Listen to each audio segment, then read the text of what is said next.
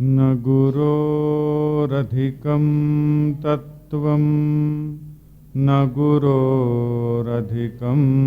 तपः तत्त्वज्ञानात् परं नास्ति तस्मै श्री गुरवे नमः।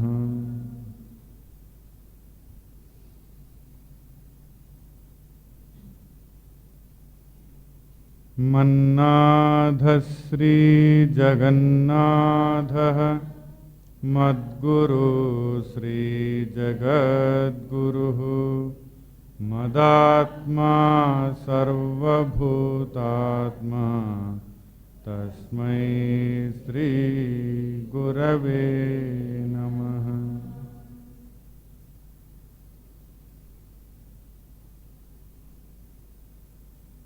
गुरुरादिरनादिश्च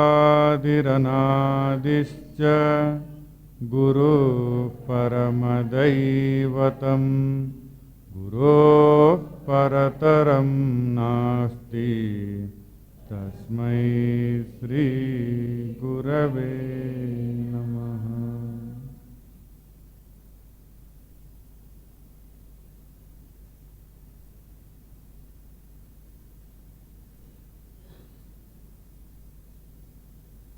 हरि ओम। नामस्मरण।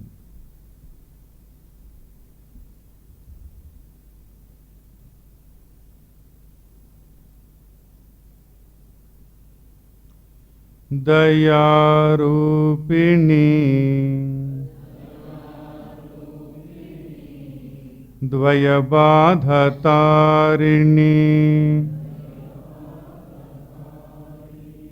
द्वयबाधतारिणी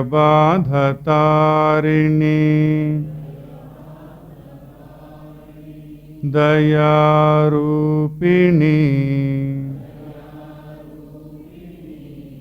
दयारूपिणी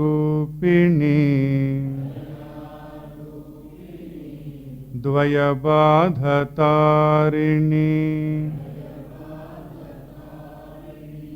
द्वयबाधतारिणी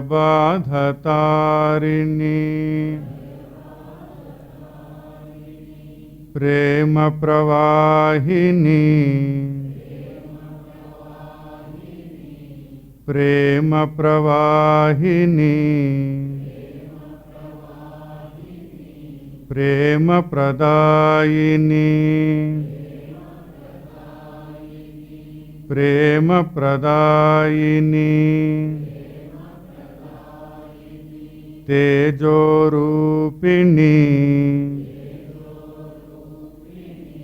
तेजोरूपिणी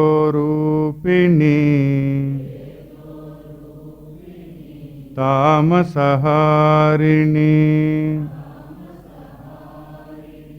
तामसहारिणी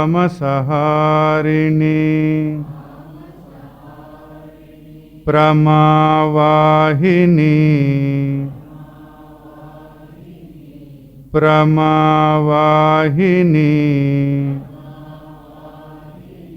प्रेम प्रदायिनी प्रेम प्रदायिनी तेजोरूपिणी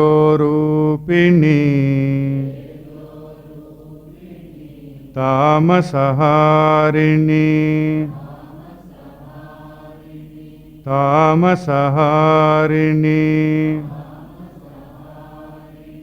सुज्ञानझरिणी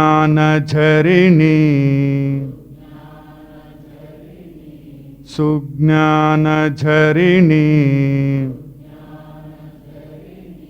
वेदपुष्करिणी वेदपुष्करिणी दयारूपिणी दयारूपिणी द्वयबाधतारिणी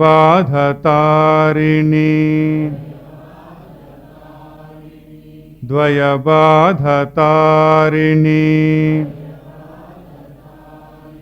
प्रमावाहिनी प्रेमप्रदायिनी अध्यासभञ्जनी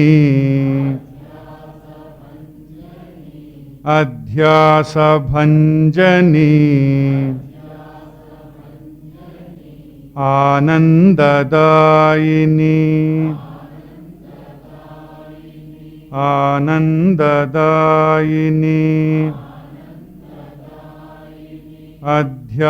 अध्यासभञ्जिनी आनन्ददायिनी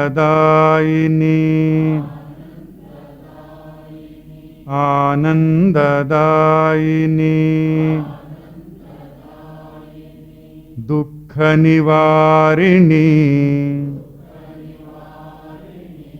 दुःखनिवारिणी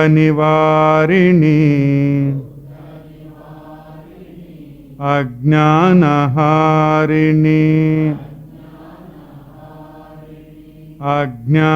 अज्ञानहारिणी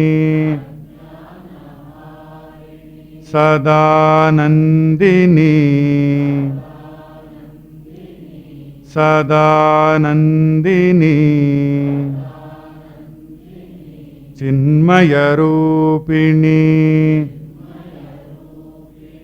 सदानन्दिनी सदानन्दिनी चिन्मयरूपिणी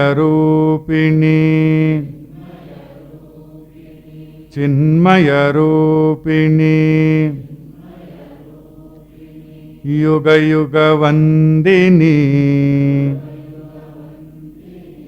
युगयुगवन्दिनी जगजगन्मोहिनी जगजगन्मोहिनी सदानन्दिनी चिन्मयरूपिणी सदानन्दिनी चिन्मयरूपिणी युगयुगवन्दिनी युगयुगवन्दिनी जगजगन्मोहिनी जगजगन्मोहिनी आत्मस्वरूपिणी आत्मस्वरूपिणी अद्वैतब्रह्माणि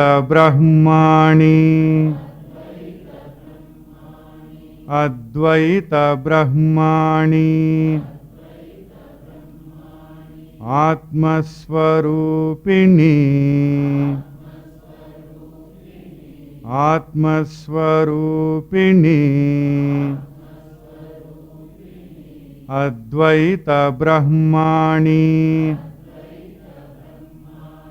अद्वैतब्रह्माणि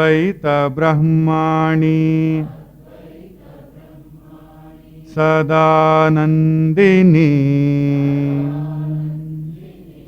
सदानन्दिनी चिन्मयरूपिणी चिन्मयरूपिणी दयारूपिणी द्वयबाधतारिणी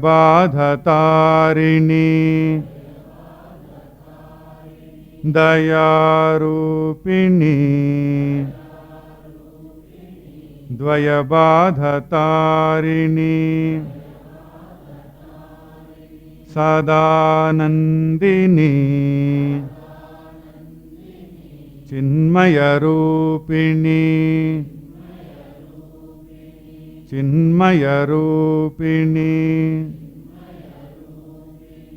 चिन्मयरूपिणी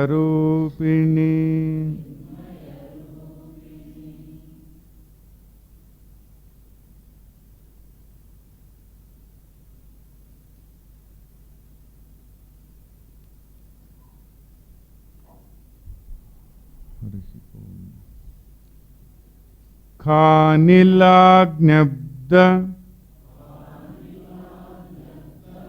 ధరిత్ర్యంతం స్రక్ఫణీవ ఉద్గతం యతః ధ్వాంతచ్ఛిదే నమస్తస్మై హరయే బుద్ధిసాక్షిణే హరయే బుద్ధిసాక్షిణే హరయే బుద్ధిసాక్షిణే.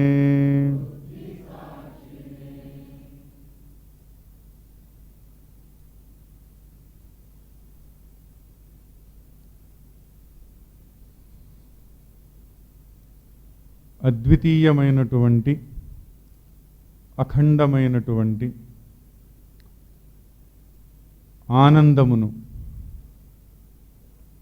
తెలుసుకోవాలన్నా పొందాలన్నా ఆనంద స్వరూపమే నేను అని గ్రహించాలన్నా అంతకు మునుపు అంతకు లోపల అవిద్యని తొలగించడం అనేటటువంటిది తప్పనిసరి అయినటువంటి విషయం. అవిద్య నివృత్తియే ఆత్మానందానికి సహాయకారి అవుతూ ఉన్నది. అవిద్యను తొలగించినంత పిదపనే మన స్వరూపం ఏమిటో మనకు సహజంగా అనుభవంలోకి వస్తూ ఉన్నది. అటువంటి స్థితిని చేరాలనంటే అది కేవలం విద్య ద్వారానే సాధ్యమవుతూ ఉన్నది అనేటటువంటి విషయాన్ని మనం గ్రహించడం జరిగింది. వేదాంతములో తెలియజేయబడినటువంటి మహావాక్యముల యొక్క బోధ సద్గురువు ముఖతః ఎప్పుడైతే జరుగుతుందో ఆ సద్గురు యొక్క కృప వలన అవిద్య నశించి విద్య మన స్వంతమవుతూ ఉన్నది. మన స్వరూపం ఏమిటో మనకు తెలియవస్తూ ఉన్నది. ఆ స్థితిని పొందగలగాలంటే అంటే సద్గురువు వచ్చి తనకు తానుగా ప్రత్యక్షమై మనకు మహావాక్య బోధ చెయ్యాలనంటే మనకు కొంత అర్హత కలిగి ఉండాలి. ఆ స్థితిని మనం చేరగలిగి ఉండాలి.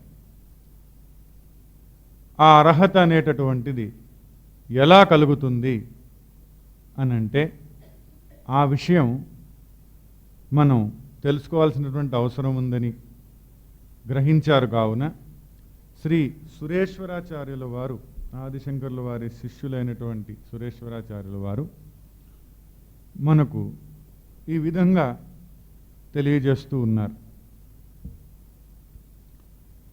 ప్రప్రథమంగా ఏం చెయ్యాలి, ఏ విధంగా అంచెలంచెలుగా పవిత్రతను పొందుతూ ఎదుగుతూ రావాలి, చిట్టి చివరకు ఏ విధమైన స్థితి కలుగుతుంది, అప్పుడు సద్గురువు మనకు మహావాక్య బోధ చేయడం జరుగుతుంది, తదుపరి మన స్వరూపం ఏమిటో మనకు తెలియవస్తుంది.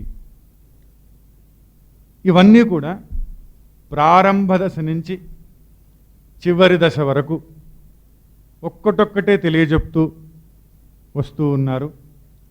ఆ విషయం మనకు ఎంతో ముఖ్యమైనటువంటి విషయం. దీనిని మనం గ్రహించేటటువంటి ప్రయత్నం చేద్దాం. మనకు మామూలుగా పెద్దవాళ్ళు చెప్తూ ఉంటారు, మంచి కర్మలు అనేటటువంటివి చేస్తూ ఉండాలి, సత్కర్మలు చేస్తూ ఉండాలి, పుణ్యకర్మలు చేస్తూ ఉండాలి, ప్రత్యేకమైనటువంటి కర్మలు కూడా చేస్తూ ఉండాలి అని మనకు చెప్తూ ఉంటారు. ఈ విషయం చాలా ముఖ్యమైనదిగా మనకు సురేశ్వరాచార్యులు వారు కూడా తెలియజేస్తూ ఉన్నారు. కొన్ని స్థితులను మనం చేరాలి, కొన్ని అర్హతలను మనం పొందాలి. ఇప్పుడు మామూలుగా ఎక్కడైనా ఒక దేవుడి దర్శనం చేసుకోవాలనంటే, ఎక్కడో కొండలలో ఉన్నటువంటి భగవంతుడి యొక్క దర్శనం చేసుకోవాలనంటే కాస్త శ్రమించాల్సి ఉంటుంది, కొన్ని కొండలు ఎక్కాల్సి ఉంటుంది, మళ్ళీ చివరిలో కొన్ని మెట్లు కూడా ఎక్కాల్సి ఉంటుంది. ఈ విధంగా చాలా చోట్ల మనం చూస్తూ ఉంటాం దైవ దర్శనం కోసం వెళ్ళినప్పుడు. అలాగే ఇక్కడ స్వరూప దర్శనం కోసం వెళుతూ ఉన్నాం కావున సురేశ్వరాచార్యులు వారు కూడాను కొన్ని మెట్లను ఎక్కాలి అని చెప్పేసి తెలియజేస్తూ ఉన్నారు. మొట్టమొదటి స్థితి ఏమిటి అనంటే, మొట్టమొదటి సాధన నిత్య కర్మను ఆచరించడం. మనం ఈ శరీరంలోకి వచ్చి చేరాం. అది మనం పూర్వం ఆచరించినటువంటి కర్మల వలన ఏర్పడింది. చుట్టూ ఉండేటటువంటి పరిస్థితులు కానీ, ఇప్పుడు మనకున్నటువంటి బాధ్యతలు కానీ, ఇప్పుడు మనకున్నటువంటి కర్తవ్యము కానీ, తదితరములైనటువంటి ప్రవర్తనలు కానీ, ఇవన్నీ కూడా తయారైపోయి ఉన్నాయి, ఏర్పడి ఉన్నాయి. కావున వీటికి సంబంధించినటువంటి బాధ్యతలు కొన్ని మన పైన ఉన్నాయి. అవన్నీ కర్మల రూపంలో మనం వ్యక్తపరచాల్సినటువంటి అవసరం ఉంది. అది బాధ్యత. కనుక నిత్య కర్మలను చేస్తూ ఉండాలి. నిత్య కర్మానుష్ఠానాత్ ధర్మోత్పత్తి అని అన్నారు. నిత్య కర్మలు నైమిత్తిక కర్మలు అంటే ప్రత్యేకమైనటువంటి పర్వదినములలో ఆచరించేటటువంటి కర్మలు, ప్రత్యేకమైనటువంటి సాధనా నిమిత్తము ఆచరించేటటువంటి కర్మలు. ఇవన్నీ కూడా సాధన అనేటటువంటి కర్మ, ప్రత్యేకమైనటువంటి పర్వదినములలో మనం ఆచరించేటటువంటి కర్మ, ప్రత్యేకమైనటువంటి జపతపాదులు పూజాదులు చేయాల్సినటువంటి అవసరం ఏర్పడినప్పుడు చేసేటటువంటి కర్మలు ఇవి, మరియు నిత్యకర్మలు. ఇవన్నీ కూడా ఆచరించడం వలన ఏం జరుగుతుంది అనంటే, ఇవి ఆచరించడం చాలా శ్రేయస్కరము అని చెప్తూ ఉన్నారు. ఇవి ఆచరించడం మటుకు తప్పనిసరి. ఇవి ఆచరిస్తూ ఉంటే ఏమవుతుంది? ధర్మోత్పత్తి అని అన్నారు. ధర్మోత్పత్తి జరుగుతూ ఉన్నది.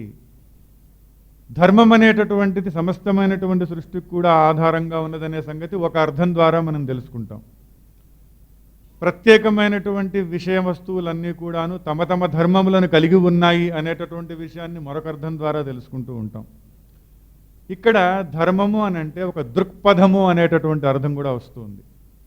నిత్య నైమిత్తిక సాధనాది కర్మలు చేయడం వలన ఒక మంచి దృక్పథం అనేటటువంటి ఏర్పడుతూ ఉన్నది, విజన్ అనేటటువంటిది ఏర్పడుతూ ఉన్నది, చక్కనైనటువంటి ఒక దృక్పథం ఏర్పడుతూ ఉన్నది. మరొక విషయం ఏమిటి అనంటే, నిత్య నైమిత్తిక కర్మలన్నిటిని కూడా చేయడం వలన, ఇలా ప్రత్యేకమైనటువంటి కర్మలన్నిటిని కూడాను చేస్తూ ఉండడం వలన మన మనసులో ఉన్నటువంటి మాలిన్యం తొలగిపోతుంది. ఏ విధమైనటువంటి మాలిన్యము అంటే, తమస్సు రజస్సుకు సంబంధించినటువంటి మాలిన్యం ఏదైతే ఉందో, జాడ్యమును జాప్యమును సోమరితనమును, అంతేకాకుండా అలజడిని, అనవసరమైనటువంటి ఉద్రేకములను, ఇవన్నింటిని కూడా కలిగించేటటువంటి తమస్సు రజస్సుకు సంబంధించినటువంటి దోషములు ఏవైతే ఉన్నాయో ఇవన్నీ కూడా తొలగింపబడేటటువంటి అవకాశం ఉన్నది, తొలగింపబడతాయి. ఎప్పుడైతే ఒక స్ఫటికం మట్టితో కప్పబడి మలినగ్రస్తమైపోతూ ఉందో, దానిని శుభ్రపరిస్తే, ఆ మాలిన్యాన్ని తొలగిస్తే ఏ విధంగా అయితే సహజంగా మెరిసిపోతూ మనకు స్పష్టంగా దర్శనమిస్తుందో, అదేవిధంగా మన మనస్సుకు పట్టినటువంటి రజస్తమో మాలిన్యములు తొలగిపోయేటటువంటి అవకాశం ఉన్నది. ఈ విధంగా ఎప్పుడైతే తొలగిపోవడం జరుగుతూ ఉందో మన మనస్సు కూడాను స్ఫటికంలాగా స్పష్టంగా తయారవుతూ ఉన్నది. ఇలా స్ఫటికంలా స్పష్టంలా తయారైనటువంటి మనస్సు తదుపరి ఉన్నటువంటి సాధనలకు చక్కగా ఉపక్రమించగలిగేటటువంటి స్థితిని పొందుతుంది, చక్కగా చేయగలుగుతుంది. తర్వాత ఉన్నటువంటి సాధనలన్నిటినీ కూడాను నిత్యకర్మానుష్ఠానాత్ ధర్మోత్పత్తి. ఈ దృక్పథం ఎప్పుడైతే మనకు లభించిందో, ధర్మోత్పత్తి ఎప్పుడైతే ఏర్పడిందో, మన లోపల పరమాత్మకు సంబంధించినటువంటి శక్తి ప్రసరణ జరుగుతూ ఉన్నది అని ఒక నిర్వచనం దానికి. అంటే ధర్మం అనేటటువంటిది భగవత్ స్వరూపమే కావున ధర్మోత్పత్తి మనలో ఎప్పుడైతే జరిగిందో, ఏర్పడిందో, అప్పుడు మనలో ఉన్నటువంటి బలహీనతలు ఇంకేమైనా ఉన్నా కూడా వాటన్నిటినీ కూడాను తొలగించి అధిగమించగలిగేటటువంటి చైతన్య శక్తి మన లోపల ఏర్పడుతూ ఉన్నది అని కూడా ఒక అర్థం మనకు తెలియవస్తూ ఉంది ధర్మోత్పత్తి అనంటే. మొట్టమొదటి విషయం ఇది, నిత్యకర్మానుష్ఠానాత్ ధర్మోత్పత్తి. ధర్మోత్పత్తి జరిగితే ఏమవుతూ ఉన్నది అంటే కొన్ని విషయాలు మనం చూసాం. కానీ ముఖ్యంగా ఏం జరుగుతూ ఉన్నది అని అంటే ధర్మోత్పత్తే పాపహాని అని అన్నారు సురేశ్వరాచార్యులు వారు. ధర్మోత్పత్తే పాపహాని.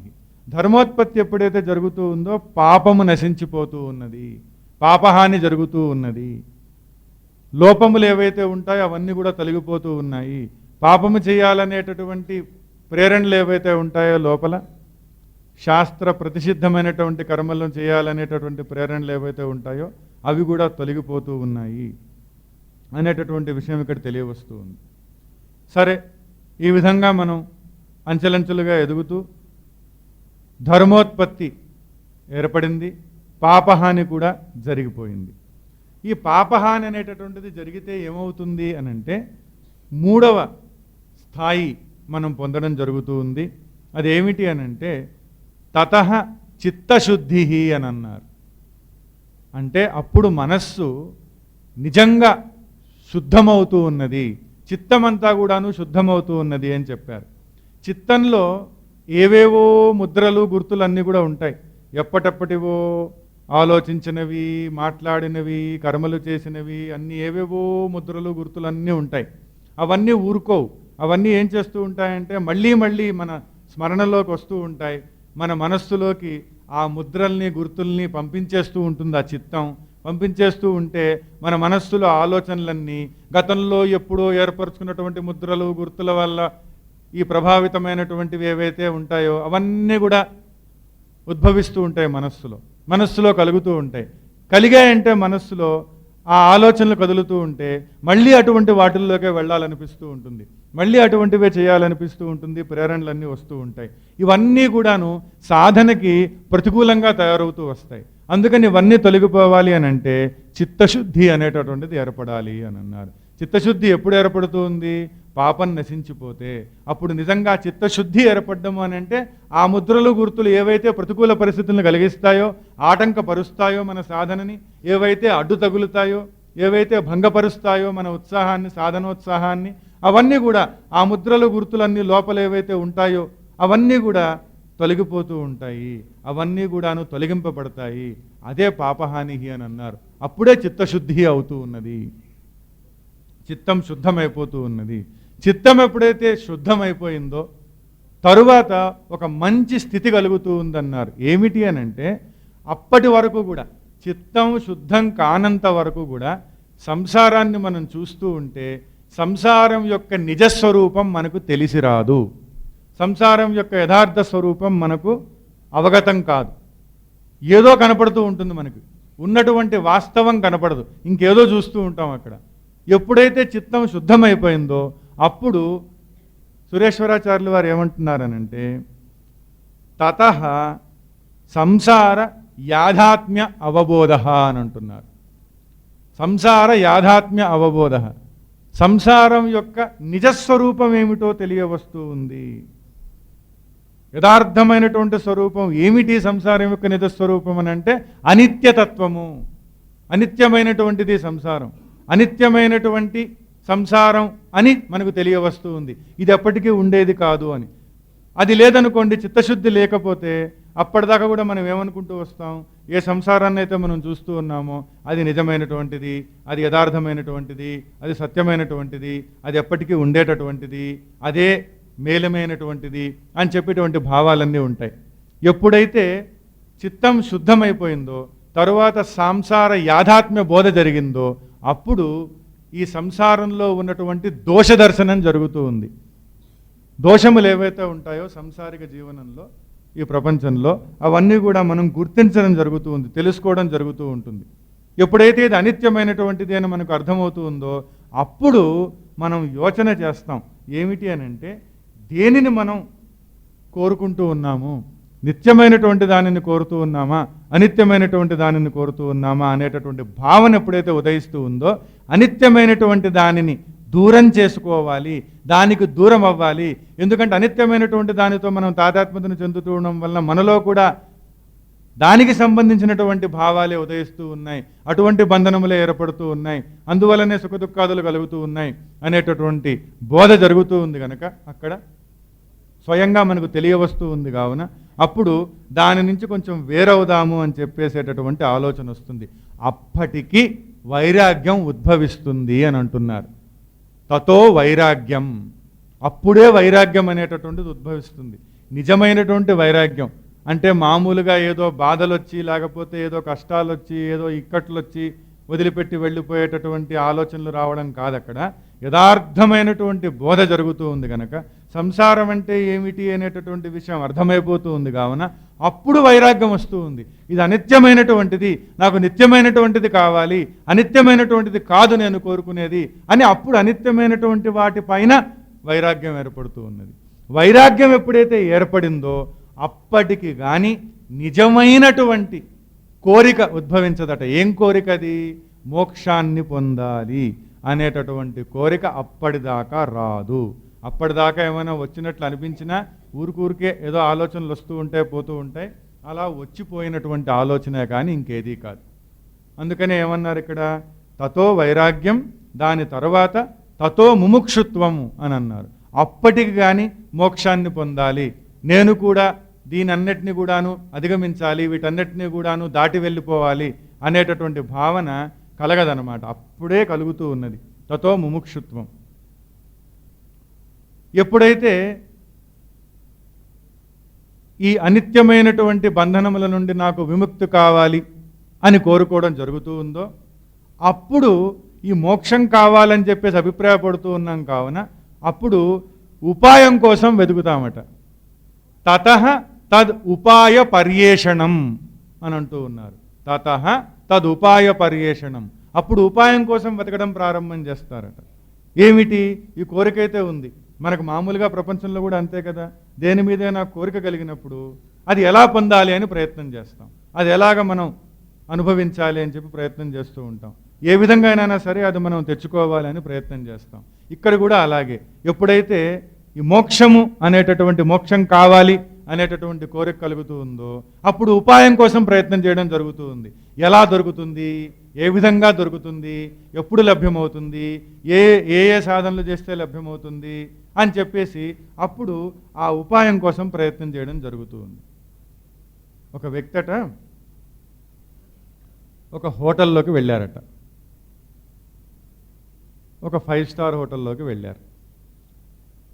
వెళ్ళి ఆ రూమ్ బుక్ చేసుకున్నారు. సరే, ఇక తాళాలు పట్టుకొని ఆ రూమ్లోకి వెళ్ళారు. అక్కడ ముఖ్యంగా కొన్ని ప్రత్యేకమైనటువంటి సదుపాయాలన్నీ కూడా ఉంటూ ఉంటాయి. ఒకానొక సదుపాయం ఏమిటి అని అంటే, ఎవ్వరూ కూడా ఆటంకపరచకూడదు ఆయన ఉన్నటువంటి స్థితిలో నుంచి అని అనేటట్లయితే ఆ కాలింగ్ బెల్ నొక్కకూడదని, ఆ తలుపు అక్కడ తట్టకూడదని చెప్పేసి ఒక సూచికని బయట వేలాడదీస్తూ ఉంటారు. ఇప్పుడు ఎవ్వరూ కూడా డిస్టర్బ్ చేయొద్దు, డు నాట్ డిస్టర్బ్ అని చెప్పేసి ఒక సూచికని ఏర్పాటు చేస్తూ ఉంటారు. అది ఎక్కడ ఉంటుందంటే తలుపు లోపల ఉంటుంది. ఆ తలుపు లోపల ఎందుకు ఉంటుంది అని అంటే, వీళ్ళకి కనపడితే లోపలికి ఎవరైతే వెళ్తారో వాళ్ళు కావాలనుకున్నప్పుడు తీసి తలుపు బయట తగిలిస్తారు దాన్ని. సరే, ఈయన వెళ్ళాడు. వెళ్ళిన తర్వాత లోపలికి వెళ్ళగానే లోపలికి వెళ్తూనే తలుపులు ఇలా వేస్తాడు, తలుపు పడిపోయింది. సరే దాని తర్వాత లోపల కాసేపు ఉన్న తర్వాత ఇటు అటు చూశాడు. చూసి వెంటనే ఫోన్ చేశాడు మేనేజర్కి. ఫోన్ చేసి బయటికి వెళ్ళడానికి మార్గం లేదు అంటున్నాడు. బయటికి వెళ్ళడానికి మార్గం లేదు. బయటికి వెళ్ళడానికి మార్గం లేకపోవడం ఏంటంటే, మీరు లోపలికి వచ్చారు కదా అంటే, లోపలికి వచ్చాను, బయటికి వెళ్ళడానికి తలుపే లేదు అంటున్నాడు ఆయన. తలుపు లేకపోవడం ఏంటండి, ఉన్నాయి కదా, ఎందుకు లేవు అంటే, లేవయ్యా ఈ రూమ్లో లేవు, నేను వచ్చాను, నాకేమన్నా అతి అనుకున్నావా ఊరికే చెప్పడానికి అని అన్నాడు. సరే అండి ఆగండి నేను పంపిస్తున్నానని చెప్పేసి ఒక ఆయన పంపించాడు. అయితే ఆయన లోపలికి వచ్చాడు, మళ్ళీ తలుపు వేసేసాడు. ఆయన వేసిన తర్వాత చూసి, ఉంది కదండి తలుపు అన్నాడు. ఎక్కడుందయ్యా చూడు, ఇదిగో బాత్రూంలో ఒక తలుపు ఉంది, అదో బాల్కనీలో ఒక తలుపు ఉంది. ఈ తలుపు ఉంది కదండి అని అంటే, అదిగో తలుపు మీద రాసి ఉంది కదా డోంట్ డిస్టర్బ్ అని. మరి నేను ఎలాగా తలుపుని తీయను అన్నాడు. మనం కూడా అవిద్య అజ్ఞానము ఎప్పుడైతే ఉంటాయో బయటికి వెళ్ళేటటువంటి మార్గం లేదు అని మనమే అనుకుంటాం. ఉన్నప్పటికీ కూడా లేదు అని అనుకుంటాం, లేదు అని అభిప్రాయపడతాం. కావున పోలేం బయటికి. ఎందుకు పోలేము అని అంటే, పోయేటటువంటి శక్తి లేకపోవడం వల్ల కాదు, ఉంది కానీ మార్గం ఉంది అని తెలిసి రాదు. బయటికి వెళ్ళడానికి మార్గం ఉంది అని మనకు అర్థం కాదు. ఎందుకంటే ఆ మనస్సులో శుద్ధత్వం రాలేదు కనుక, అపవిత్రత ఉంది కావున, ఇంకా ఆ విధమైనటువంటి దోషాలే ఉన్నాయి కావున యథార్థమైనటువంటి మార్గాన్ని వెతికేటందుకు మనసు ఉపక్రమించదు. ఒక భార్యామణి గారట,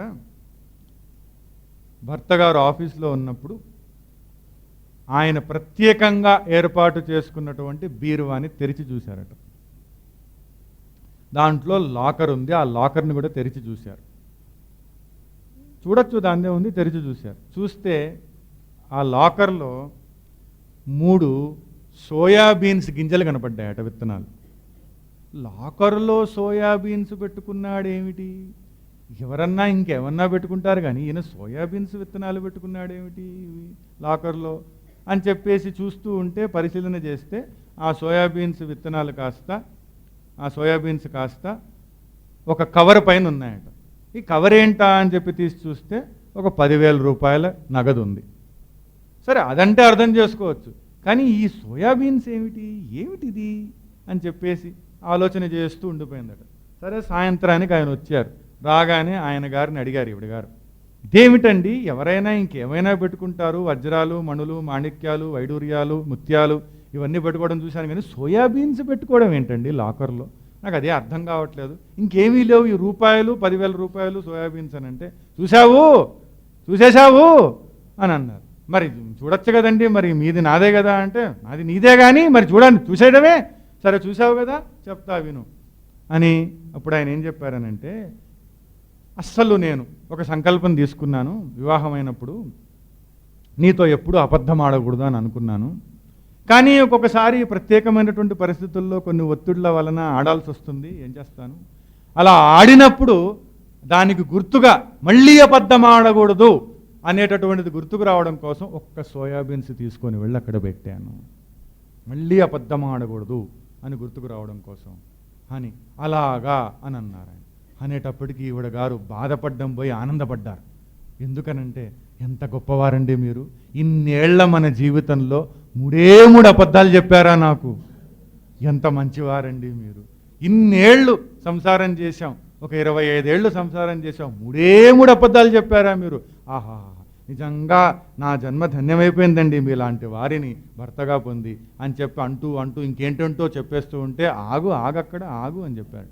ఏమిటి అని అంటే, ఆ కింద 10,000 రూపాయలు చూసావా నువ్వు అంటే, చూశానండి. అది ఎట్లా వచ్చిందో తెలుసా, నీకు అబద్ధాలు చెప్పినప్పుడు ప్రతిసారి ఒక సోయాబీన్స్ విత్తనాన్ని అక్కడ పెడుతూ వెళ్తే, ఎప్పుడైతే 1 కిలో తయారవుతుందో ఆ కిలో తీసుకెళ్ళి 50 రూపాయలకి అమ్మేశాను. అలా మళ్ళీ కిలో తయారైతే 50 రూపాయలకి అమ్మేశాను. అలా 10,000 తయారైంది అని. ఎప్పుడైతే ఇది విన్నారో లబో దిబో అన్నారట ఆవిడ. ఓయమ్మో అంటే అన్ని అబద్ధాలే అన్నమాట, అసలు నిజాలే లేవన్నమాట. ఇంకా నిజాలే ఎప్పుడు చెప్పలేదన్నమాట, రోజు అబద్ధాలే అన్నమాట మీరు చెప్పింది అని చెప్పేసి. అలాగా మనస్సులో ఎప్పుడైతే అపవిత్రత అనేటటువంటిది ఉంటుందో అపవిత్రతని తొలగించుకోనంత వరకు కూడా మళ్ళీ ముందు చేసినటువంటివే చెయ్యాలని, ముందు చూసినటువంటివే చూడాలని, ముందు ఉన్నటువంటి బంధనాల్లోనే మళ్ళీ ఉండాలని, అవే ముఖ్యమైనటువంటివని, అవే సత్యమైనటువంటివని, అట్లాంటి ఆలోచనలే మళ్ళీ మళ్ళీ మళ్ళీ మళ్ళీ వస్తూ ఉంటాయి మనకు. మళ్ళీ మళ్ళీ వాటిల్లోకే వెళ్ళిపోతూ ఉంటాము. అలా వెళ్లకుండా ఉండాలి అని అంటే ఇదిగో ఈ క్రమాన్ని చేయాలి అని శ్రీ సురేశ్వరాచార్యుల వారు అభిప్రాయపడుతూ ఉన్నారు. ఇటువంటి క్రమం చాలా ముఖ్యమైనటువంటిది. ఈ క్రమం చాలా సామాన్యంగా కనిపిస్తుంది, సాధారణంగా కనిపిస్తుందే కానీ చాలా ముఖ్యమైనటువంటిది. నిత్య నైమిత్తిక కర్మలతో ప్రారంభం చేయాల్సిందే, ధర్మోత్పత్తి రావాల్సిందే, పాపహాని జరగాల్సిందే, చిత్తశుద్ధి రావాల్సిందే, తరువాత సంసారం యొక్క యథాత్మ బోధ జరగాల్సిందే, తదుపరి వైరాగ్యం వస్తుంది, తరువాత ముముక్షుత్వం వస్తుంది. అప్పటికి కానీ ఉపాయ పర్యేషణం జరగదు, ఉపాయం కోసం వెతకడం ఉండదు. లేకపోతే ఇంకా వేరే అపాయాలను కలిగించుకుంటూ ఉంటాం. అప్పటిదాకా ఉపాయాల మటుకు ఏవి ఉండవు. అపాయం అంటే ప్రపంచంలోకి వెళ్ళడం అపాయమే కదండి. ప్రపంచం నుంచి బయటపడడం ఉపాయం అవుతుంది. ప్రపంచంలోకి వెళ్ళడం ఉపాయం ఎట్లా అవుతుంది? మనం అనుకుంటాం ఐడియా వచ్చింది ప్రపంచంలో ఇది ఇది ఇది తీసుకోవడానికి, అది తీసుకోవడానికి. అదేమో ఐడియాలు కదా, అది అపాయాలు అన్నీ కూడా. అందుకని చెప్పేసి మొట్టమొదటిసారి మనం ఉపాయాన్ని వెతకడం కోసం ప్రారంభం చేస్తామన్నమాట. తతః తద్ ఉపాయ పర్యేషణం. ఈ ఉపాయం ఎప్పుడైతే లభించేసిందో, దాని తర్వాత బాగా గ్రహించామో, బాగా తెలిసిపోయిందో, తదుపరి స్థితి ఏమిటి అనంటే అక్కడ శ్రీ సురేశ్వరాచార్యుల వారు ఏం చెప్తూ ఉన్నారంటే తతః సర్వకర్మ తత్ సాధన సన్యాసః అని అన్నారు. తతః సర్వకర్మ తత్ సాధన సన్యాసః. సర్వకర్మల యొక్క సాధనని సన్యసించడము అని అన్నారు. అంటే అన్ని కర్మలకి హేతు ఏమవుతూ ఉందండి? కోరిక అవుతూ ఉంది. అన్ని కర్మలు చేయాలి చేయాలి చేయాలి అని చెప్పడానికి, మనం అనుకోవడానికి ఆ లోనున్నటువంటి ఈ ప్రేరణలు ఏవైతే ఉన్నాయో, ఇది కావాలి అది కావాలి అనేటటువంటివి, అవి కనుక పక్కన పెట్టేస్తే కర్మలు కూడా చేయాల్సినటువంటి అవసరం ఉండదు. మనం ఇంతకు ముందు తరగతుల్లో కూడా చూడడం జరిగింది. కామము కర్మ, అవిద్య కామ కర్మ, ఇవన్నీ కూడా పట్టుకుంటూ ఉన్నాయి అని చెప్పేసి ఆ కామ కర్మలు మనల్ని పట్టుకుంటూ ఉన్నాయి. వాటిల్లోనే మనం పడిపోతూ ఉన్నాము. కనుక ఇప్పుడు ఏం చెప్తున్నారు? ఇప్పటిదాకా కర్మలు చేయమని చెప్తూ వచ్చారు. ఈ స్థితికి వచ్చేటప్పటికి సర్వకర్మ తత్ సాధన సన్యాస, అన్ని కర్మల్ని విడిచిపెట్టాలి, దానికి కావలసినటువంటి ఆ కర్మలు చెయ్యి అని చెప్పేసి ప్రేరణలు కలిగించేటటువంటి కోరికల్ని కూడా విడిచిపెట్టాల్సినటువంటి అవసరం ఉంది అని చెప్పారు. ఎందుకనంటే శ్రీ సురేశ్వరాచార్యుల వారు తెలియజేస్తారు, కర్మ అనేటటువంటిది చాలా మంచిది, మంచి స్థితి వరకు తీసుకొని వెళుతుంది. కానీ ఒక స్థితిని చేరిన తర్వాత అక్కడి నుంచి కర్మ తీసుకొని వెళ్ళలేదు, అక్కడి నుంచి జ్ఞానం మాత్రమే తీసుకొని వెళుతుంది అని చెప్పి తెలియజేస్తూ ఉన్నారు. కర్మ ఎంతవరకు? పవిత్రతను పొందేటంత వరకు, శుద్ధత్వాన్ని పొందేటంత వరకు, ఒక దశలో ఉన్నటువంటి పవిత్రతని శుద్ధత్వాన్ని పొంది ఆ ఉపాయాన్ని తెలుసుకొని అంతవరకు కూడా గ్రహించేటంత వరకు కర్మ తప్పకుండా పనిచేస్తూ ఉంది. కానీ తర్వాత కూడా కొన్ని కర్మలు ఉంటాయనుకోండి, లేవని కాదు. కాకపోతే ఇక్కడ ముఖ్యమైనటువంటి విషయాన్ని మనం గమనించే ప్రయత్నం చేద్దాం. ఎందుకనంటే శ్రీ సురేశ్వరాచార్యుల వారు చెప్తారు, కర్మకి జ్ఞానానికి ఉండేటటువంటి వ్యత్యాసాన్ని చూస్తే మనకు అర్థమవుతుంది అని అన్నారు. మూలం ఏమిటి? కర్మకి మూలం ఏమిటి అన్నారు. కర్మ చెయ్యాలి అని ఎందుకు అనిపిస్తూ ఉంది అని అంటే కర్మకి మూలం హేతువు అని అంటారు. హేతువు అని అంటారు దాన్ని. కర్మకి మూలం ఏమిటి అని అంటే అవిద్య, ముఖ్యంగా అవిద్య, రాగ ద్వేషములు కనిపిస్తూ ఉన్నాయి అని అంటున్నారు. అవిద్య, రాగము, ద్వేషము, మనం ఇవన్నీ కూడా ఇదివరకే చూడడం జరిగింది. రాగం ఉండడం వలన కర్మలు చేస్తాం, ద్వేషం ఉండడం వలన కొన్ని కర్మలు చేస్తాం. కొన్ని చేయాల్సినవి చేస్తాం, కొన్ని చేయకూడనివి చేస్తాం. కొన్ని చేయాల్సినవి చెయ్యం, కొన్ని చేయకూడనివి చేస్తాం. ఈ విధంగా జరుగుతూ ఉంటుంది. అందుకని అవిద్య, రాగ ద్వేషములు మూలంగా కనిపిస్తూ ఉన్నాయి. మరి జ్ఞానమునకు మూలంగా ఏది కనిపిస్తుంది హేతువుగా అని అంటే ప్రమాణము అని అన్నారు. ప్రమాణం అంటే ఏమిటా ప్రమాణము? శృతి ప్రమాణం. శృతి ద్వారానే మనకు జ్ఞానం కలుగుతుంది. కనుక ఈ శృతి ప్రమాణమే జ్ఞానమునకు హేతువు అని చెప్పి చెప్తూ ఉన్నారు. ప్రమాణము అని అన్నప్పుడు ఒక చక్కనైనటువంటి అర్థం ఉంది. ప్రమ అనంటే చైతన్యము అని ఒక అర్థం ఉంది. ప్రమ అనంటే సత్యమైన యథార్థమైన జ్ఞానము అని మరొక అర్థం ఉంది. ప్రమ అంటే చైతన్యము అని ఒక అర్థం, ప్రమ అంటే సత్యమైన యథార్థమైన జ్ఞానము అని. కరణం అని మనం అర్థాన్ని తెలుసుకునేటటువంటి ప్రయత్నం చేస్తే, ఏదైతే ఉద్భవింపజేస్తూ ఉందో, ఏదైతే సృజింపజేస్తూ ఉందో అనేటటువంటి ఒక అర్థం, ఏదైతే మనం పొందేలా చేస్తూ ఉందో, సాధించేలా చేస్తూ ఉందో, గైకొనేలా చేస్తూ ఉందో, సిద్ధింపజేసుకునేలా చేస్తూ ఉందో అనేటటువంటిది రెండవ అర్థం. ఇవన్నీ కూడా మనం సరిగ్గా ఒకదాని పక్కన ఒకటి పెట్టేటట్లయితే, ఉంచేటట్లయితే, ఏదైతే సత్యమైనటువంటి యథార్థమైనటువంటి జ్ఞానాన్ని ఉద్భవింపజేస్తూ ఉందో, ఏదైతే మనం చైతన్యాన్ని పొందే విధంగా మనల్ని తయారు చేస్తూ ఉందో, అది ప్రమాణము అనేటటువంటి అర్థం ఏర్పడుతూ ఉంది. అది ఏమిటి? శృతి జ్ఞానమే. శృతిలో తెలియజేయబడినటువంటి, అంటే వేదాంతంలో తెలియజేయబడినటువంటి విషయములు మాత్రమే, అంటే మహావాక్యములు మాత్రమే అని అక్కడ అర్థం వస్తూ ఉంది. కావున ఈ జ్ఞానమునకు మూలము ప్రమాణము, కర్మకు మూలము అవిద్య, రాగము, ద్వేషము. దేనికైతే మూలము అవిద్య, రాగము, ద్వేషము అయి ఉంటాయో అది విద్యనేం తెలియజేస్తుంది? దాని మూలమే అవిద్య అయినప్పుడు అది విద్యలోకి ఎలా తీసుకెళ్తుంది? మనల్ని తీసుకెళ్ళలేదన్నమాట. అందుకని చెప్పేసి విద్యలోనికి మనల్ని ఏది తీసుకొని వెళ్ళగలదు అని అంటే జ్ఞానం మాత్రమే తీసుకొని వెళ్ళగలదు. ముఖ్యమైనటువంటి విషయం అన్నమాట ఇది. అందుకనే కర్మ ఎంతవరకు చేయాలి అంతవరకు చేస్తూ రావాలి. తదుపరి ఏమిటి అని అంటే జ్ఞానంలోకి వెళ్లాల్సినటువంటి అవసరం ఉన్నది. లేదనుకోండి, ఈ కర్మల యొక్క వలయంలోనే ఉండిపోతారు. ఇది చేయాల్సిందే, ఏం చేస్తామండి, తప్పదు, చేస్తూ ఉండాల్సిందే, తప్పదు కదండి, చేయాలి కదండి, ఇలా అంటూనే ఉంటారు. ఎంతవరకు అంటూ ఉంటారు?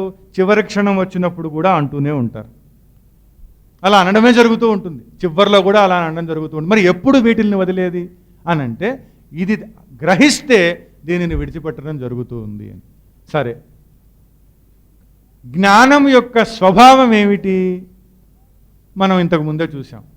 తెలియజేయడము, బయలు చేయడము, ప్రకాశింపజేయడము అని. కర్మ యొక్క స్వభావం ఇది మటుకు కాదు. కర్మకు మటుకు ప్రకాశింపజేసేటటువంటి స్వభావం కానీ, తెలియజేసేటటువంటి స్వభావం కానీ, బయలు చేసేటటువంటి స్వభావం కానీ లేదు. కనుక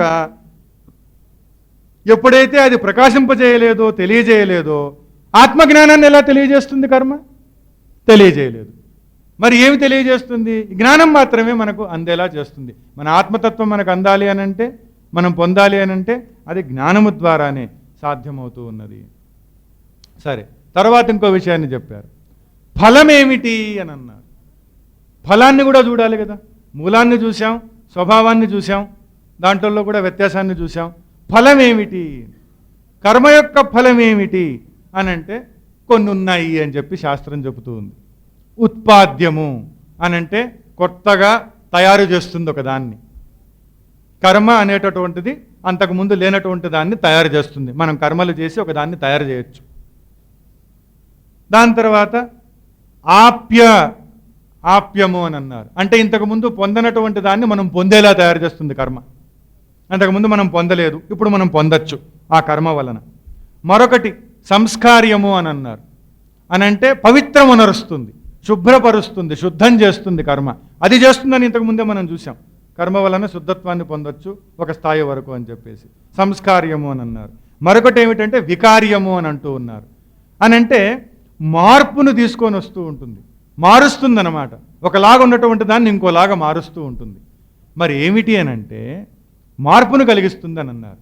మోక్షము అనేటటువంటిది ఉత్పాద్యము కాదు, ఆప్యము కాదు, సంస్కార్యము కాదు, వికార్యము కాదు. అది కొత్తగా తయారయ్యేటటువంటిది కాదు. కొత్తగా తయారైంది ముక్తి అనేటటువంటిది అన్నారు అనుకోండి. కొత్తగా వచ్చింది అనంటే కాలంలో పుట్టింది అనంటే వాళ్ళు పోతారు, మోక్షం కూడా పోతుంది.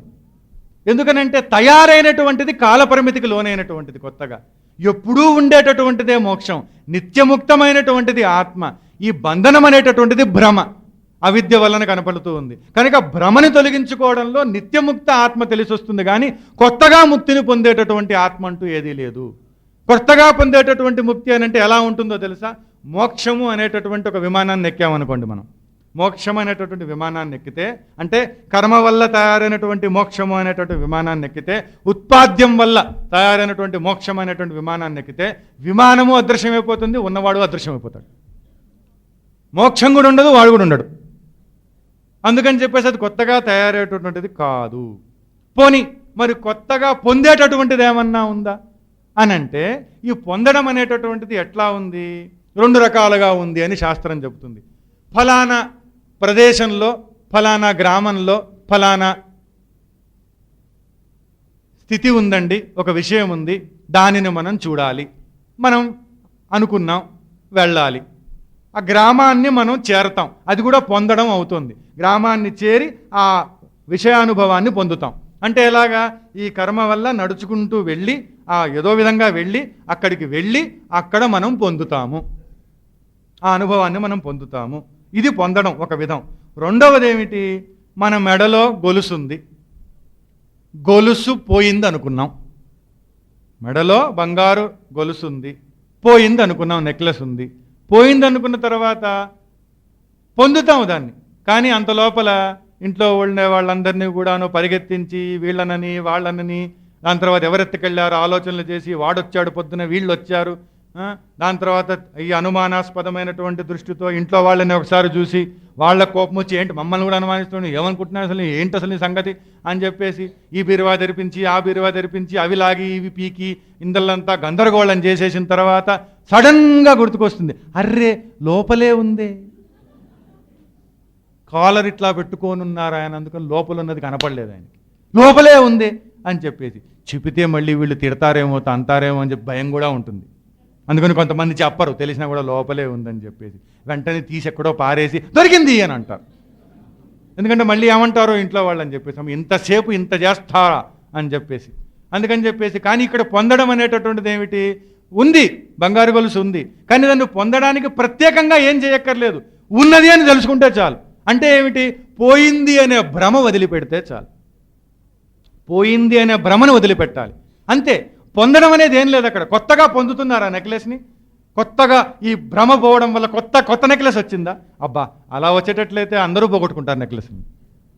పోయింది అనే భ్రమ వలన మళ్ళీ భ్రమ పోగొట్టుకుని కొత్త నెక్లెస్ వచ్చేటట్లయితే ఇంకేముందండి? ఇంకా నెక్లెస్లు కొనాల్సిన పనే లేదు. అందువలన ఇక్కడ పొందడము అనంటే ఉన్నదానిని పొందడం. ఉన్నదానిని పొందడము అనంటే లేని భ్రమని లేదు అని తెలుసుకోవడం, అంతకంటే ఏమీ లేదు. లేని భ్రమని లేదు అని తెలుసుకోవడం. అందుకని ప్రత్యేకంగా పొందడం అనేది లేదు. కర్మ వలన పొందడం ఉంటుంది, మోక్షం అనేది పొందేది ఏం లేదు అక్కడ. ఆ విధంగా పొందడం అనేటటువంటిది ఏమీ లేదు. సంస్కార్యము అన్నారు. పోనీ ఏదన్నా సబ్బు పెట్టి డిటర్జెంట్ పెట్టి తోమి కడిగి శుభ్రం చేస్తే ఉతికితే ఏమన్నా మోక్షం వస్తుందా అని అంటే ఇంక అందరినీ ఉతికి పారేస్తుంటారు కూర్చోబెట్టి.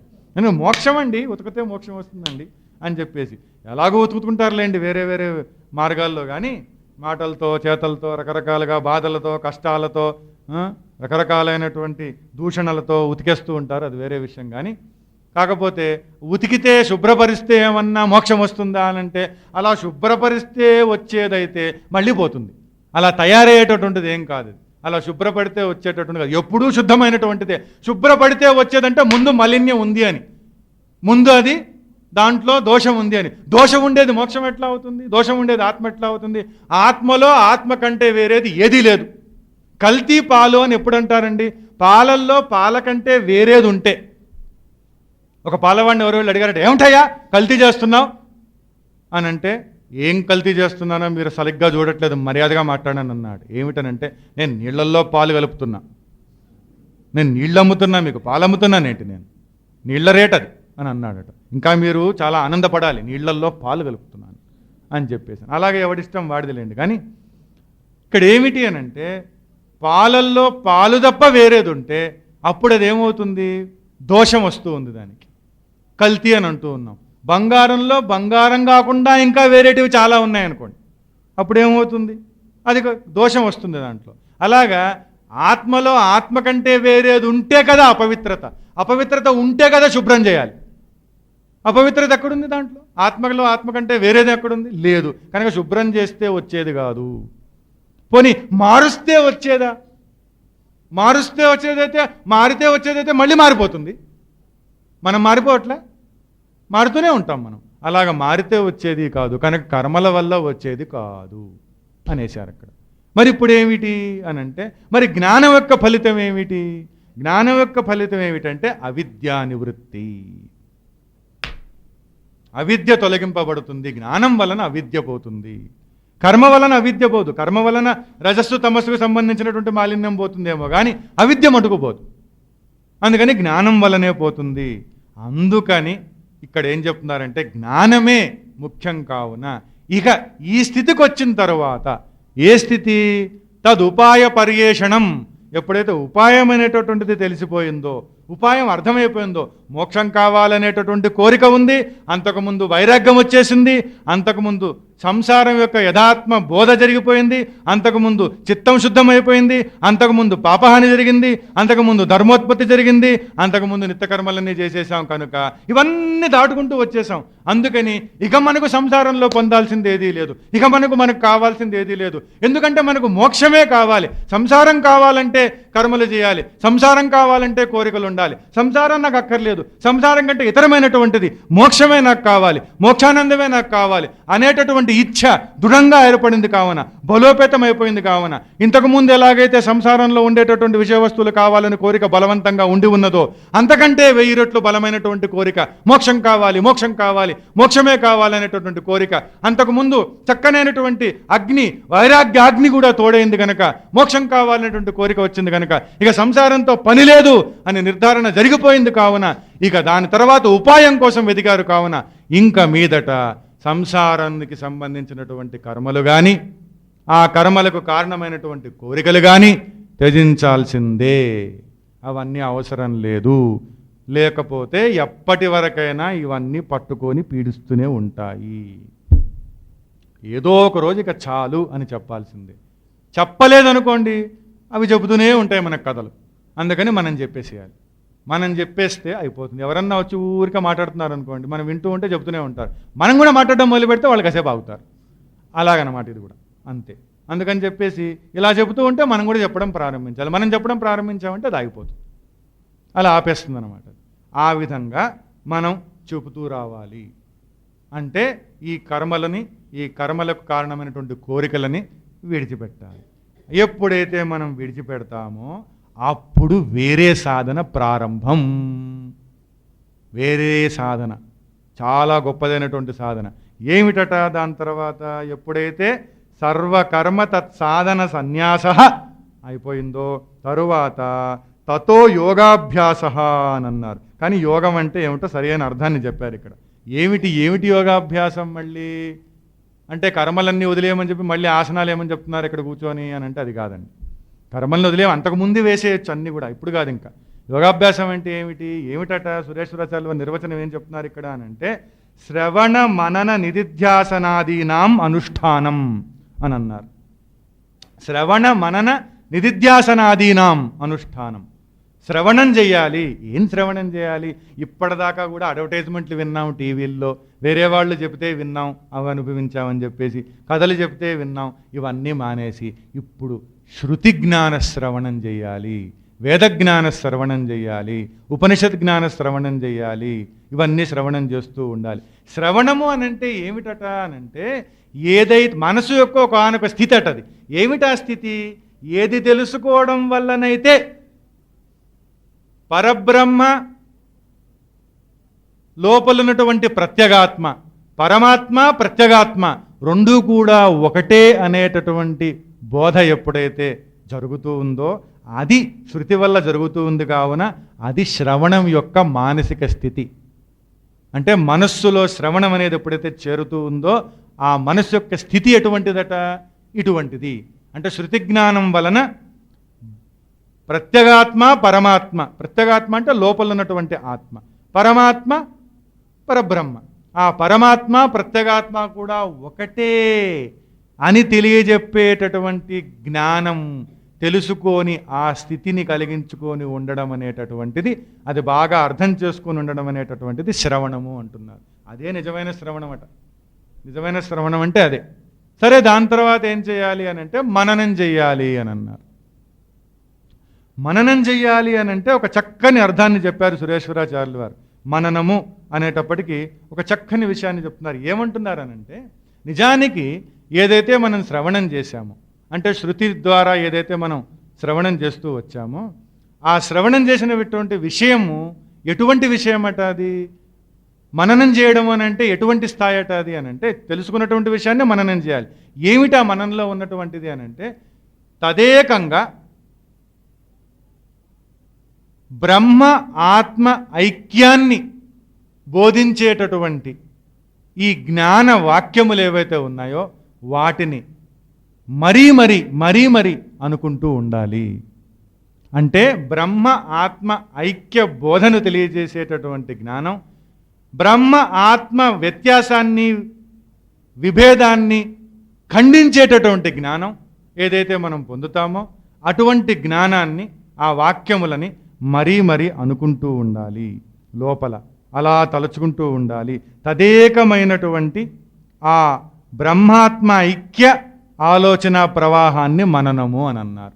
అది ఎలా వస్తుంది అంటే, శృతిలో ఏదైతే చెప్పారో బ్రహ్మాత్మ ఐక్యాన్ని సమర్థించేటటువంటిది, నిరూపించేటటువంటిది, బ్రహ్మ ఆత్మ విభేదాన్ని ఖండించేటటువంటిది ఏదైతే జ్ఞానం ఉందో ఆ జ్ఞాన సంబంధిత వాక్యం ఏ వాక్యమై ఉంటుంది?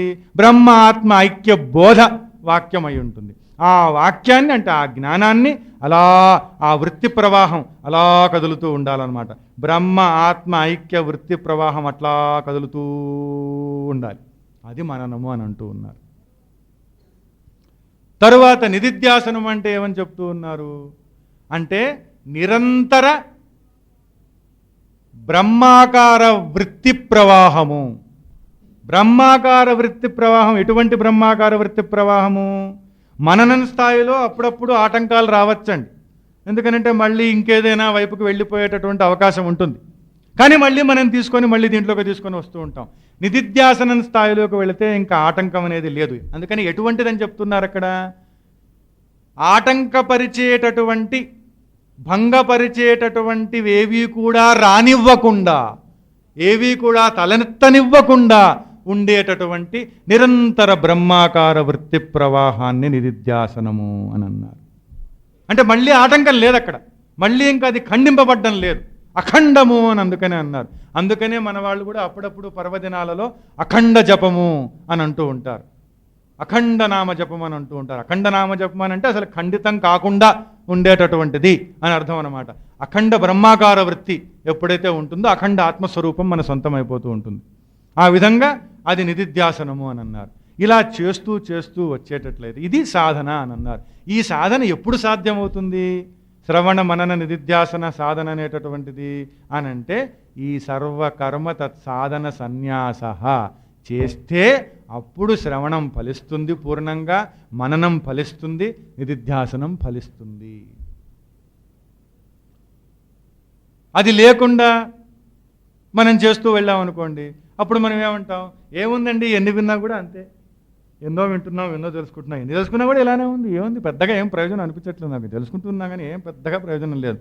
అక్కడ ఆ సాధన చెప్పారు, ఇక్కడ సాధన చెప్పారు, ఈ సాధన చేసి ఆ సాధన చేసి ఏం చేసినా ఏం కావట్లేదు. ఈ సాధనలన్నీ ఒత్తి మాటలండి, అసలు ఏం అసలు పనికే రావు ఇవన్నీ కూడాను. ఏం చేస్తాం? సాధన చేద్దామని కూర్చోగానే ప్రపంచం వచ్చేస్తుంది. ఏం సాధన అండి? సాధన మంచి సాధన చెబితే, ఆ చెప్పిన వాళ్ళలో శక్తి ఉంటే, ఆ సాధనలో శక్తి ఉంటే, నేను కూర్చోగానే నిలబడిపోవద్దు, కూర్చోగానే మనిషి నిలిచిపోవాలి కదండి. ఆ సాధనలో శక్తి లేదు, దాంట్లో శక్తి లేదు, ఏం లేదండి, అన్నీ ఒట్టి మాటలండి, కబుర్లు అన్నీ కూడా. అందుకని చెప్పేసి ఎందుకు అని అంటే, మనం ఏం చేయలేదు, ఆ స్థాయి వరకు రాలేదు కనుక ఈ విధంగా మనం ప్రయత్నం చేసినా కూడా మనకు మళ్ళీ ఆటంకాలు కనపడుతూ ఉంటాయి. అయినప్పటికీ కూడా మనం ఈ శ్రవణ మనన నిధిధ్యాసనలను కనుక మనం చక్కగా పట్టుకొని సాధన చేసేటట్లయితే తప్పనిసరిగా ఫలితం ఉంటుంది. ఇలా చేస్తే కనుక శ్రవణాన్ని, మననాన్ని, నిధిధ్యాసనాన్ని తర్వాత ఏమవుతుంది? ఇలా చేస్తే, ఈ విధంగా చేస్తే, అంటే బ్రహ్మాత్మ ఐక్య జ్ఞానాన్ని శ్రవణం చేసి మనసులో ఆ స్థితి ఏర్పరచుకొని బ్రహ్మ ఆత్మ ఐక్య బోధవాక్యములను తదేకంగా వృత్తి ప్రవాహాన్ని కలిగించి, మననం అంటే అదే వృత్తి ప్రవాహాన్ని కలిగించుకొని తరువాత అఖండ బ్రహ్మాకార వృత్తిని ఏర్పరచుకొని, నిరంతర బ్రహ్మాకార వృత్తి ప్రవాహాన్ని ఏర్పరచుకొని అది భంగపడకుండా ఉంచితే, అలా కనుక సాధన చేస్తే తదుపరి స్థితికి ఎదుగుతాము. ఏమిటా తదుపరి స్థితి? తతః చిత్తస్య ప్రత్యక్ ప్రవణత. ముఖ్యమైనటువంటి విషయం అండి ఇది. తతః చిత్తస్య ప్రత్యక్ ప్రవణత. అంటే ఏమిటంటే మన మనస్సుకి, బుద్ధికి, చిత్తానికి, ఈ అహానికి ఏమవుతుందట అంటే అప్పుడు మనోబుద్ధులకి ప్రత్యేగాత్మ వైపుకే వెళుతూ ఉండాలి, అంతరాత్మ వైపుకే వెళుతూ ఉండాలి అనేటటువంటి భావము, అనేటటువంటి తత్వము ఏర్పడుతుంది.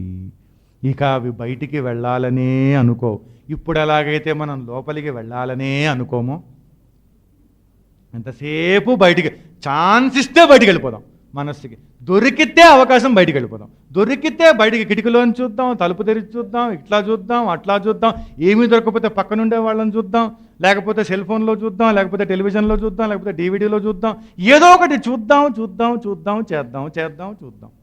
ఇదే ఉంటుంది. లోపలికి వెళ్దాం, లోపలికి ఎట్లా వెళ్తామండి?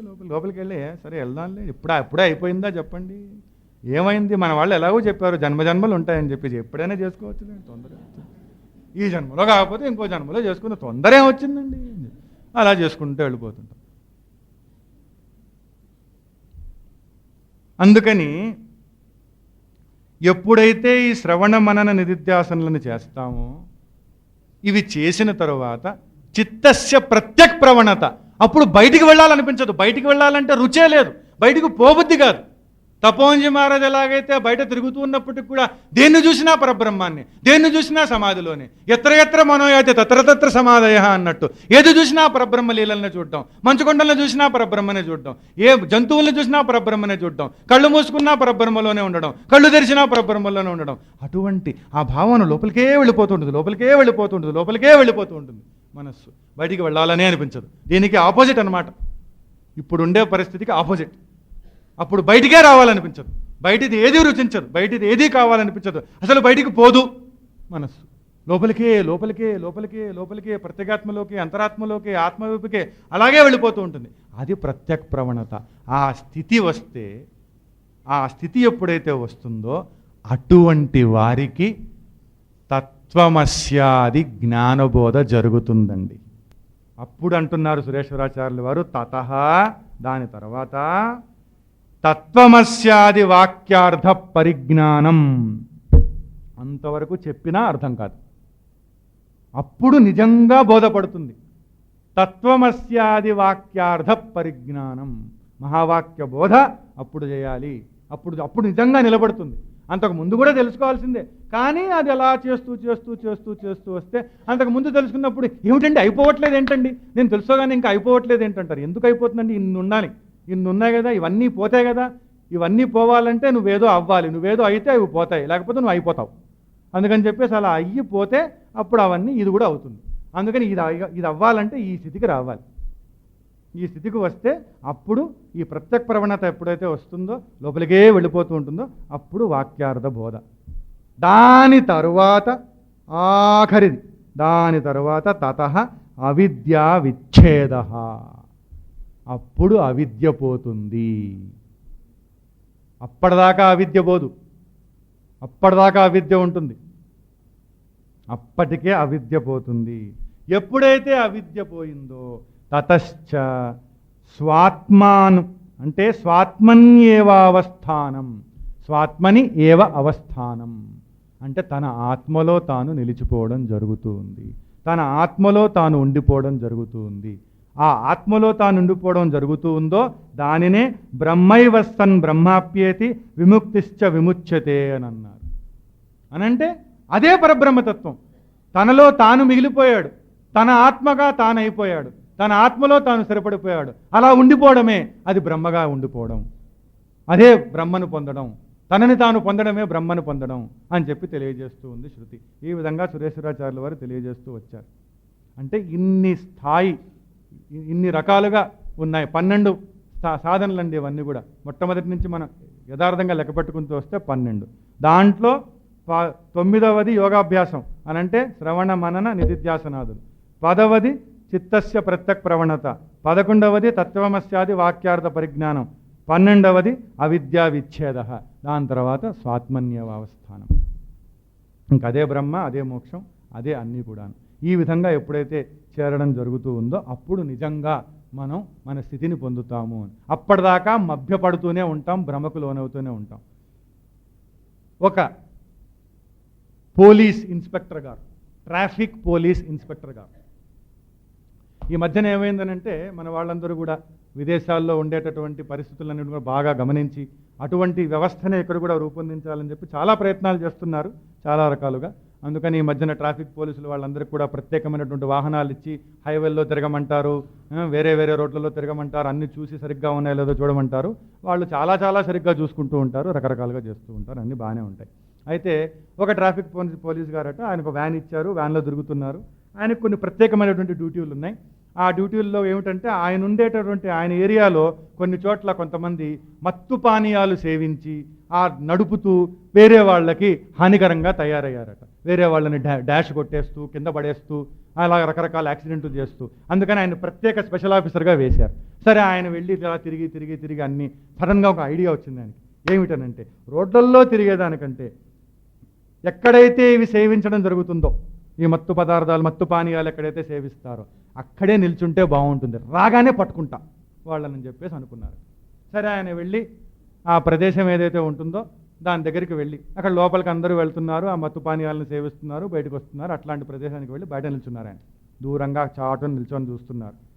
రాగానే పట్టేసుకుందాం, ఇలా పట్టుకునేటట్లయితే వీళ్ళందరికీ బుద్ధి వస్తుంది, ఫైన్లు వేస్తాను, ఇంకా దాని తర్వాత రకరకాలైనటువంటి ఫైన్లన్నీ వేస్తాను, అప్పుడు చూసుకుందాం అని చెప్పేసి అన్నారు. బయట ఎదురు చూస్తూ ఉన్నారట.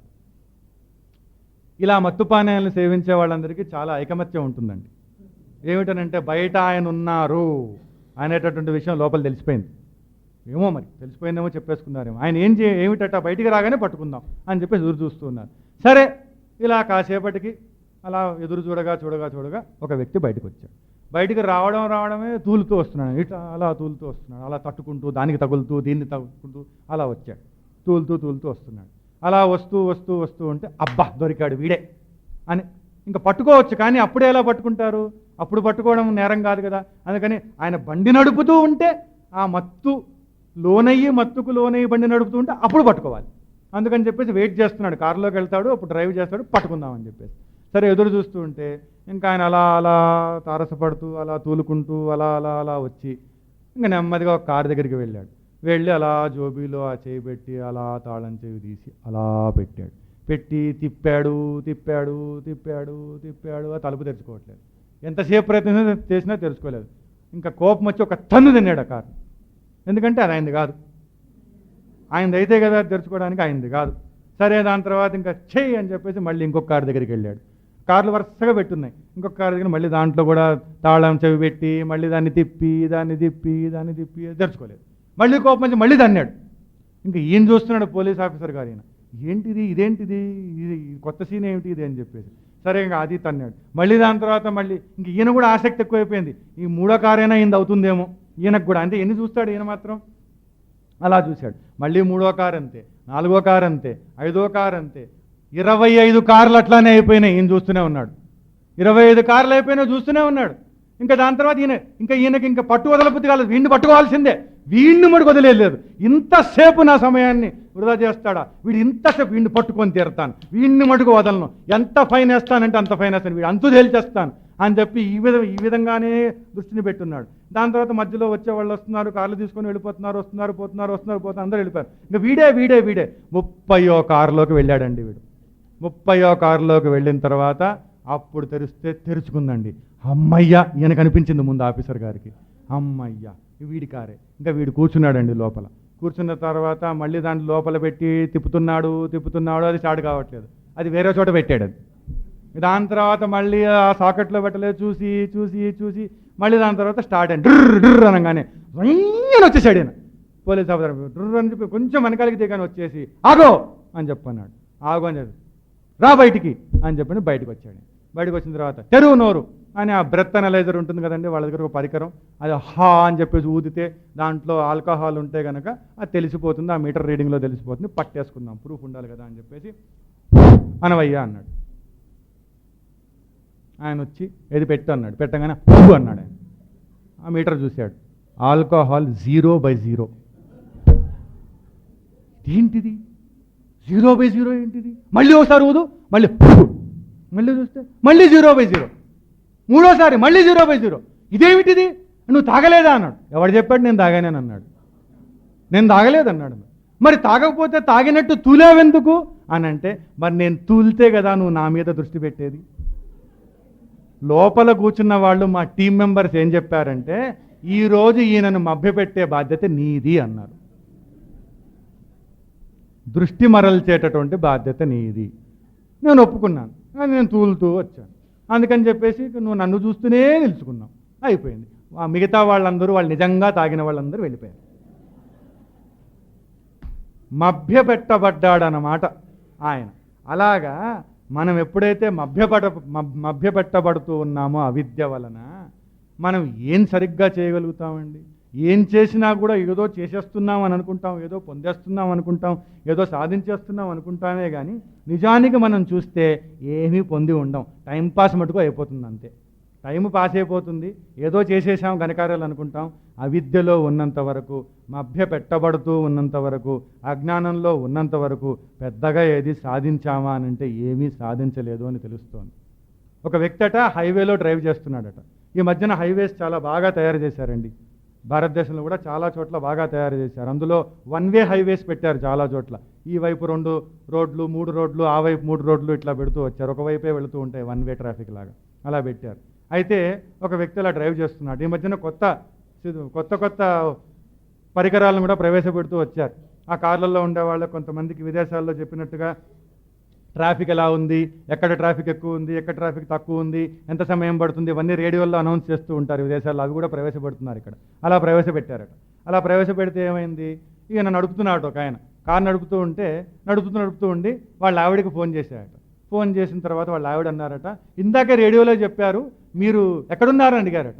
ఏదో ఈ పలానా హైవేలో ఉన్నాను. ఆ హైవేలో అట ఎవరో ఒక పిచ్చోడట, అందరూ ఒకవైపుకి వెళ్తుంటే వీడు రాంగ్ రూట్లో వెళ్తున్నాడట అని చెప్పింది ఆవిడ. ఆయన వెంటనే కారు బయట చూసి, ఒక పిచ్చోడంటే అందరూ పిచ్చోళ్లే అన్నాడట.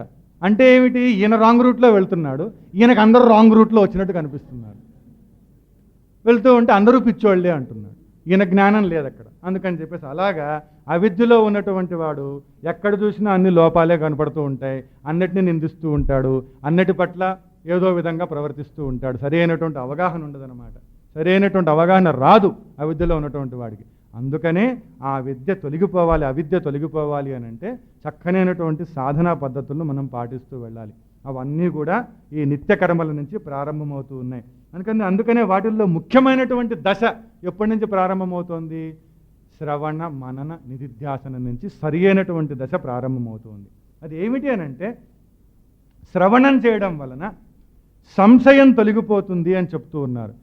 దేని పట్ల సంశయం అట? ప్రమాణం పట్ల సంశయం. అంటే శృతి జ్ఞానం పట్ల సంశయం. మళ్ళీ వినడం వలన ఆ శృతి జ్ఞానం సరి అయినటువంటిది, ఇది నిజమైనటువంటిది, ఇది యథార్థమైనటువంటిది అని మనకు తెలియవస్తుందన్నమాట. శ్రవణం వలన గురుముఖత మనం విన్నప్పుడు సంశయం పోతుంది. ఎటువంటి సంశయం? ప్రమాణం పట్ల సంశయం. మననం వలన ప్రమేయం పట్ల సంశయం పోతుంది. ప్రమేయం అంటే అదుగో ఆ పరబ్రహ్మతత్వం. అది ఏమిటి? నిజంగా అద్వైతమా లేకపోతే ద్వైతమా అనేటటువంటి ఈ సంశయం ఏదైతే ఉంటుందో ఆ సంశయం మననం వలన పోతుంది. శ్రవణం వలన ప్రమాణం పట్ల సంశయం పోతుంది, మననం వలన ప్రమేయం పట్ల సంశయం పోతుంది, నిధిధ్యాసనం వలన విపరీత స్వభావం పోతుంది. విపరీత స్వభావము అని అంటే విపర్యయం అన్నమాట. విపర్యయం అని అంటే ప్రతికూలమైనటువంటి ఆలోచన సరళి. మనం ఒకవైపుకి వెళ్తుంటే అది ఇంకోవైపు తీసుకెళ్లేటటువంటి ఆలోచన సరళి. ఈ నిధిధ్యాసనం వలన విపర్యయం పోతుంది, ప్రతికూలమైనటువంటి ఆలోచన సరళి పోతుంది, సంశయాలు పోయినాయి, విపర్యయము పోయింది. అంటే ప్రతికూలం వేరే వైపుకి తీసుకొని వెళ్ళే ఆలోచనలు పోయినాయి, సంశయాలు పోయినాయి, ఇక మిగిలిందేముందండి? అందుకనే ప్రత్యక్ ప్రవణత. అందుకనే ఆత్మలోనికే వెళ్ళాలి, లోనికే వెళ్ళాలని అనిపిస్తుంది. తర్వాత అంతవరకు అనిపించదు. ఎందుకంటే బయటికి వెళ్ళాలనిపిస్తూ ఉంటే అర్థం ఎలా అనిపిస్తుందని? సంశయం ఉంటే. సంశయం ఉంది, ప్రతికూలమైనటువంటి ఆలోచన సరళి ఉంది, ఎట్లా అనిపిస్తుంది? అందుకని శ్రవణ మనన నిధిధ్యాసనలు చాలా ముఖ్యమైనటువంటి, నిధిధ్యాసనాదులు చాలా ముఖ్యమైనటువంటి సాధన. కానీ ఆ స్థితికి రావాలంటే ముందు కూడా ఇవన్నీ చేస్తూ రావాలి. అందుకని ఈరోజు మనం తెలుసుకున్నటువంటి విషయం ఏమిటంటే 12 స్థితిగతులు అన్నమాట. లేదా సులభంగా చెప్పాలంటే 12 స్టెప్స్ టు లిబరేషన్. 12 మెట్లు మోక్షానికి. అవి సురేశ్వరాచార్యులు వారు చెప్తూ వచ్చారు. ఇవి మనం తెలుసుకున్నాం కనుక వీలైనంత మేరకు మనం సాధన చేస్తూ వస్తే తప్పకుండా ఒక గొప్ప స్థితిని పొందుతాము. వారి కృప వల్ల, వారి గురువుల కృప వల్ల, గురు పరంపర కృప వల్ల, భగవంతుడి యొక్క ఆశీర్వచనం వలన. ఓ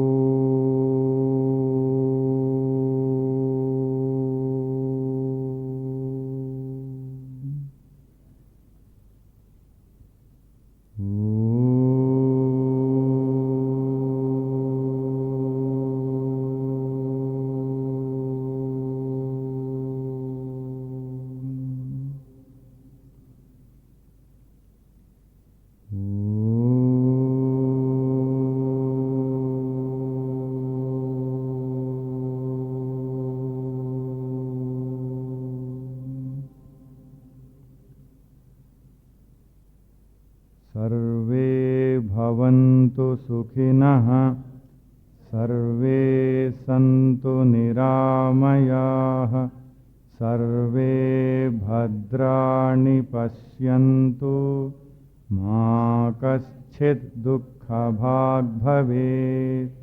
ॐ शान्तिः शान्तिः शान्तिः. हरिः ओम्.